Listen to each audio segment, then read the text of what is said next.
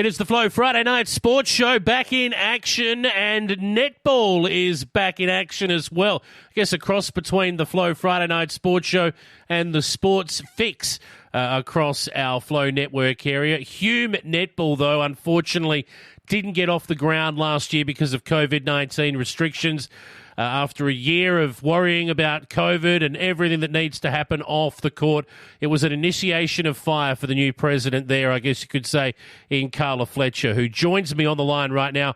Carla, welcome back to the Flow Friday Night Sports Show. You must be excited that netball is back. Yes, I am. I'm looking forward to next Saturday, so I can't wait to get back on the court and see everyone playing. And rightly so. It's been tough for you. I mean, you came in, you picked up the reins from Julianne, and if she's listening tonight, I hope she's going well. Long-serving president of the Hume Netball competition. But, of course, Julianne wouldn't have known. None of us knew that COVID was going to hit the way it did. How did you go last year? Meetings upon meetings, I'd imagine, and some pretty tough decisions to be made. No, it wasn't too bad. I think all the clubs were pretty supportive. Yeah, the committee was great, and working with the Hume, the footy league as well. They made the tough decisions, and we just went along, and just didn't work out, unfortunately. No, it didn't. So you've got a whole group of girls who are rested and refreshed, I guess you could say, after a winter off, and probably chomping at the bit to get back out on the court. And we've got our first round of fixtures this weekend, this Saturday. We might start by having a look at the first game, and we'll go through each of these clubs one by one and have a look at some of the important players for them and the coaching crew. We'll start with the Billabong Crows taking on Holbrook at Oaklands. Why don't we start with the Crows girls? How are they shaping up for season 2021? Well, they've kept most of their players from 2019 and they're hoping to defend their premiership. So they're really keen to get going and take the court on Saturday against Holbrook. And they've got a new coach, Millie Ferguson, and she's really excited to be over at the Crows this year. Excellent. Well, we wish them well in defending what has been, a 2-year-long reign as reigning premiers, but it's a little unusual for them. Holbrook, though, they were shooting up the ladder in 2019 from memory, and it seems like an eternity ago now. They've got some work to do still. How are they shaping up? Yeah, well, Holbrook's got some great things happening over at their club. They've got some new courts, including fencing and the sheds, and hopefully this year they're getting a new function room sometime during the year.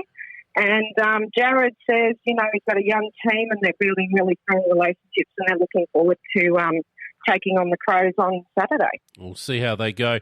The Crows start favourites, do you think?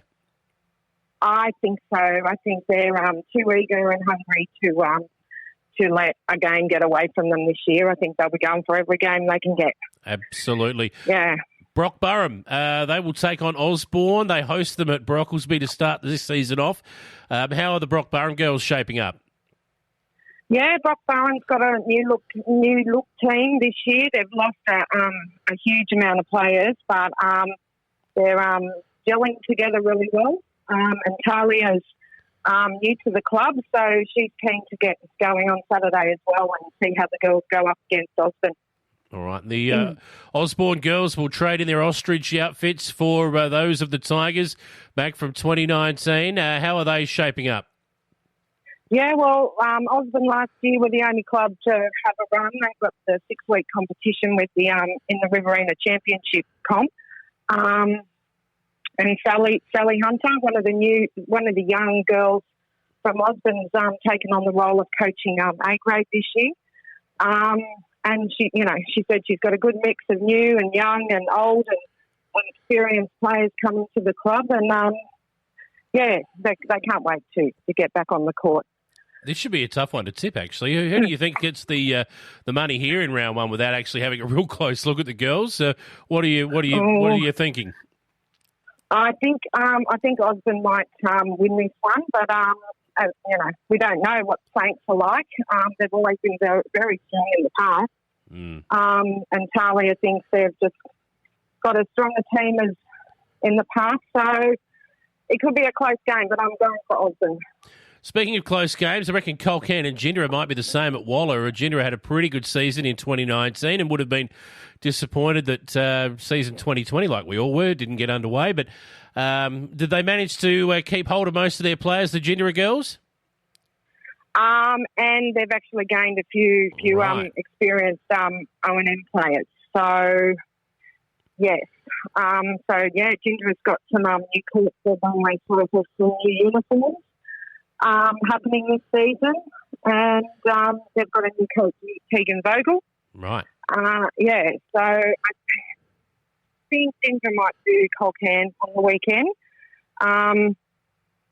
Colcan's got a really young team. So they're building together and can't wait to get on the court with their new uniforms. They've been sitting in a box all of last year. Oh, yes. So, and I think they're actually playing at Waller. Yes, yep, they are. This weekend. Yep. Yeah, something a little different. So, Gindera, up and about. We'll be looking out for them in season 2021. What about two strugglers from 2019, the Murray Magpies and Henty? Now, Henty will be hosting this at Lavington, I believe.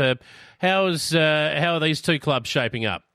Well, they've both got new coaches as well in A grade.